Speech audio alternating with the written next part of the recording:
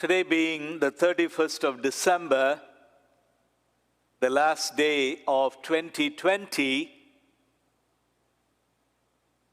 we give thanks to God for walking with us thus far and leading us on.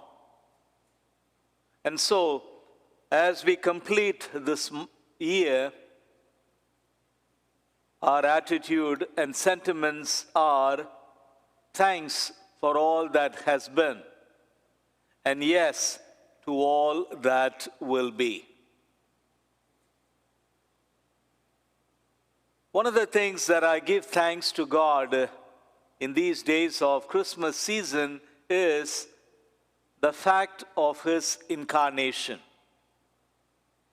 You know, when Matthew, Mark, and Luke tell us stories or share with us His miracles and explain the teaching of Jesus to us and leave us wondering, who is this whom the wind and the sea obey? Who is this who has the power to forgive sins? Look, even the dead rise and the blind see.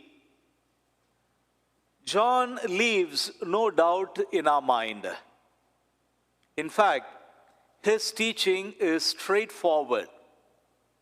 When the synoptic Gospels, Matthew, Mark, and Luke, tell us all the miracles, the life, the stories, and the teachings of Jesus, and leave it to us to conclude who Jesus is, St. John alone would tell us right away who Jesus is and then share with us whatever he teaches us. John would leave Jesus in a deserted place around a people that are hungry and would immediately point out to us that Jesus is the bread come down from heaven. Or he would talk of people that are thirsty, or lead us to Jacob's well. And there he would give us that identity of Jesus as the living water. He who thirsts, let him come to me and drink, Jesus would say. Or as Jesus enters the house of Jairus, because Jairus' daughter has just died, or as John would put Jesus in front of the tomb of Lazarus, again the teaching would be, I am the life and the resurrection.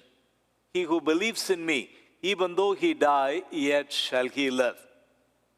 John is very, very clear with who Jesus is and leaves no doubt in our minds as to the identity of Jesus as the Son of God. And in the gospel of the day, there are so many things that talk to us about who Jesus is and why he came down to be in our midst. But nothing equals the power and the grandeur of the 14th verse in chapter 1. And the Word became flesh and dwelt among us. And if you go back to the original in which St. John's Gospel was written, you would tend to translate it as, and the Word became flesh and pitched his tent among us, in our midst, alluring to the fact that God, Yahweh, in the Old Testament, always resided in his tent among his people. Thereby, he leaves no doubt that Jesus is God from God, light from light, true God from true God. And so, as we go through this Eucharist, let's pray for this great revelation. The one who fashioned us is in our midst. And one of the saddest lines in the Gospel of St. John also comes immediately after that. He came to his own, and his own received him not. And so the question that comes our day today, the last day of the year, is this. The Lord has come to us in so many ways, in so many circumstances of life. in so many challenges and the problems of life, God has been with us. God has come to us. Do we accept Him, having recognized Him, or do we reject Him? Let's pause for a while and sit with this question for a minute.